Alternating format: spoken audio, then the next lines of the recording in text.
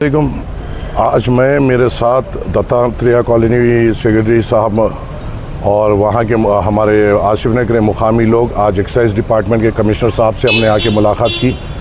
मुलाकात कर हमने जो आसिफ नगर के जो वाइन शॉप्स की जो आफत वहाँ के लोगों के ऊपर और जो किस्म के तकलीफ़ात वहाँ पे हो रहे हैं वो पूरी तौर पे हमने यहाँ पे बयान किया।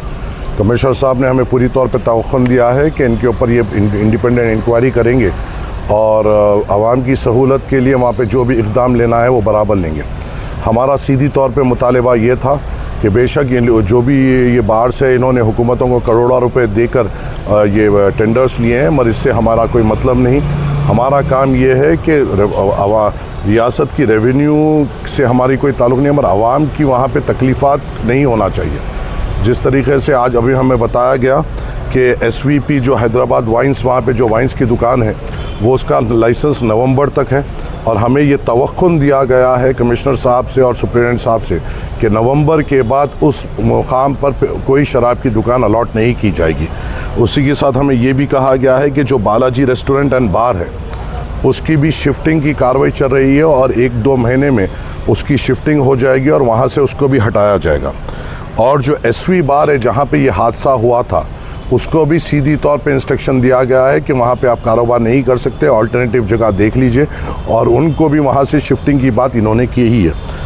और हमारा ये था मुतालबा कि हमने उनसे ये कहा है कि आप कुछ भी इक़दाम लीजिए।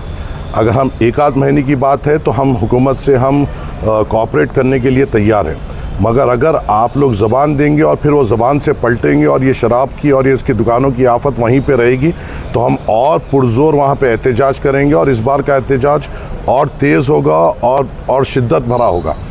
तो मगर कमिश्नर साहब ने मेरे साथ साथ वहाँ के जो मुकामी लोग मेरे साथ हैं उनको पूरी तौर से तवक्कुन दिया कि वो ख़ुद एक इंडिपेंडेंट इंक्वायरी करेंगे और इस पर इक़दाम लेंगे। और इंशाअल्लाह ताला मैं आपके ज़रिए से वादा करता हूँ कि जब तक ये पूरी तौर पे मुकम्मल तौर से वहाँ से ये लोगों को नहीं हटाएंगे हम सुकून से नहीं बैठेंगे। इनका नवंबर तक इतने सालों की हमारी तकलीफ़ जो है शायद नवंबर तक अपने को ऊपर नीचे होते और तकलीफ़ होना पड़ेगा। जो मुझे पता चला है कि ये लोग भी कोर्ट को गए हैं अपने लाइसेंस को बताते हुए कि हमें लाइसेंस होते हुए भी इतने करोड़ों रुपए दिए बाद से भी हमारी दुकानों को बंद किया गया। अगर खुदा न खास्ता इनको कोई कोर्ट से ऑर्डर भी मिलता है जिसकी कार्रवाई हम कर भी रहे हैं और अगर एक्साइज डिपार्टमेंट भी इनको अलाउ करता है तो हम नवंबर के बाद तो बिल्कुल तौर पे इनको चलने नहीं देंगे।